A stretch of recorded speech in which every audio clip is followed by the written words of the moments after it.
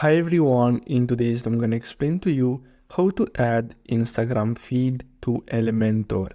So basically what you're gonna have to do is simply go to the page where you want to add an Instagram feed widget, and then what you're gonna have to do is simply search for Instagram and then simply drag the Instagram feed widget on your page.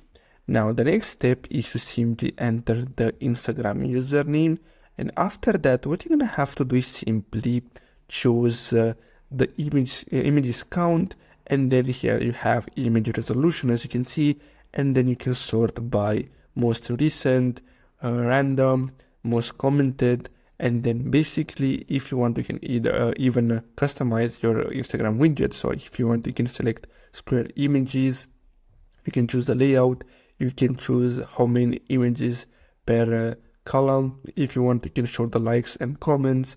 So basically that's all you have to do in order to add your Instagram feed to Elementor. I really hope you found this video helpful. Don't forget to like and subscribe, and I'll see you in the next video. Thanks for watching, guys.